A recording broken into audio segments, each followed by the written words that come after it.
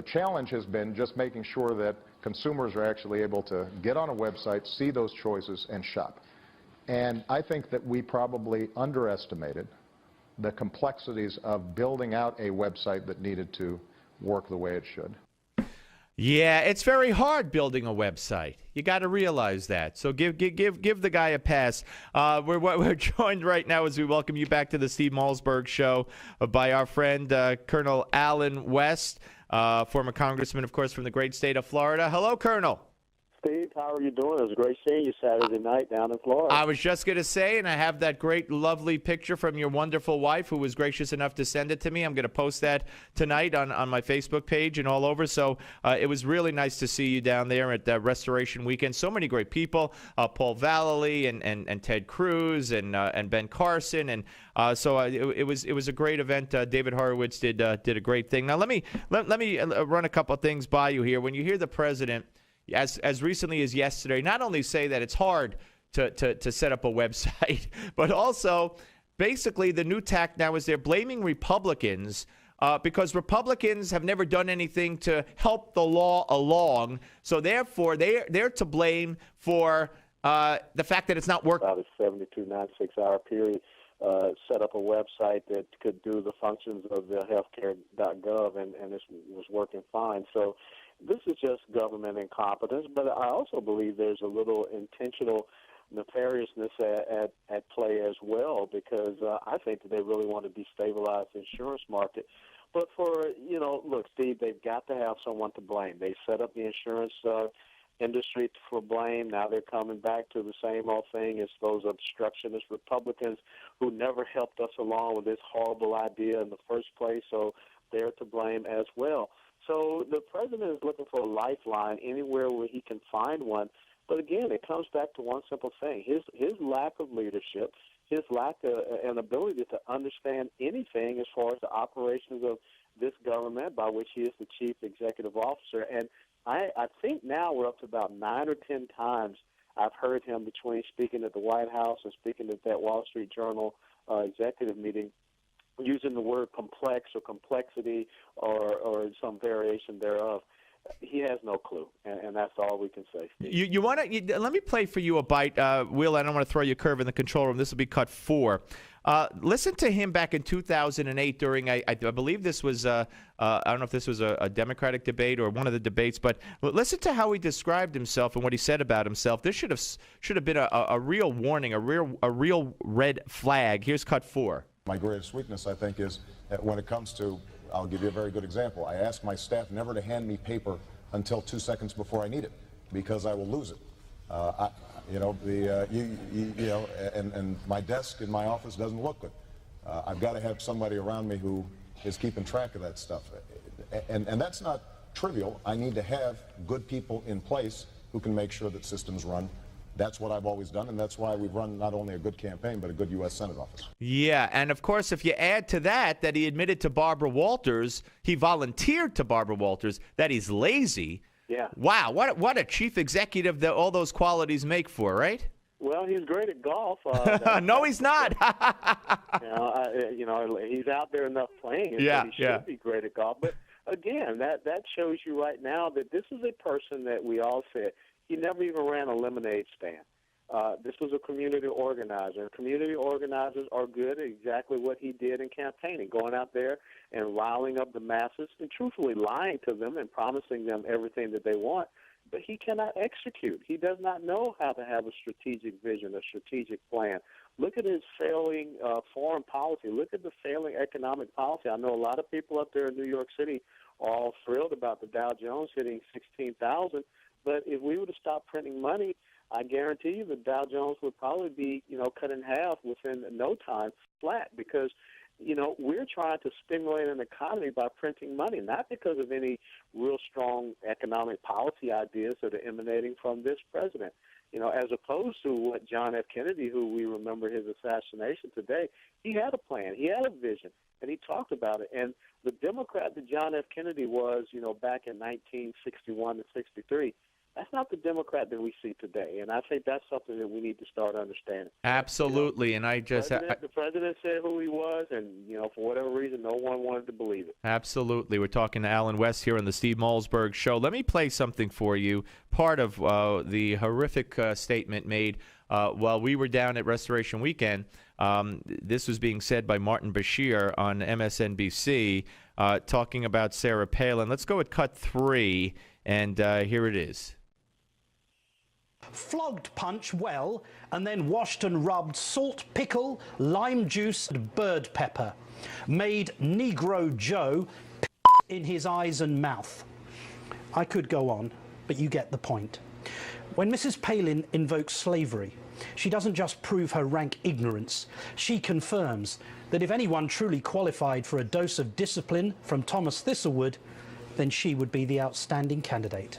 Now, what he was alluding to was he read more of that. He read how one slave was forced to defecate and urinate in the mouth of another slave, and he didn't like the terminology, the connection between the Healthcare, Obamacare, and slavery, which I believe, if it has been used before. But he actually said that should happen to Sarah Palin. Now, MSNBC to this day has not said boo. He apologized yesterday. I had Joe Scarborough on a little while ago, and Scarborough said that he agrees with the apology, and he says, but you could be sure Bashir did not write it all by himself.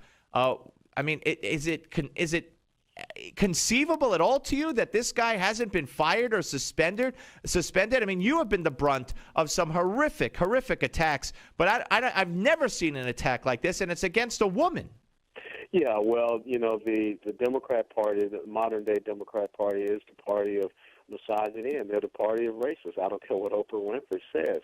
And to understand, and you and I know what goes into preparing for a show. Obviously, this was a prepared statement that he wrote. This statement had to be loaded up into a teleprompter by others and probably had to be approved by his producers. And then he was reading that statement. So for him to come back and say he apologizes, the only reason he apologizes is because he caught heat for it. Now, the fact that MSNBC has allowed him and Ed Schultz, who his despicable reference to Laura Ingraham as a talk slut, they reward these guys and they give them their shows and they keep them on these shows. And really, that's the essence of the progressive socialist mind. That is the essence of the Saul Alinsky tactic. Saul Alinsky from Chicago, Barack Obama from Chicago, David Axelrod from Chicago, David Plouffe from Chicago, Hillary Clinton from Chicago, Rahm Emanuel from Chicago, Ezekiel Emanuel from Chicago. I think you're getting the idea. This is who they are, and they can say they apologize. They don't mean it.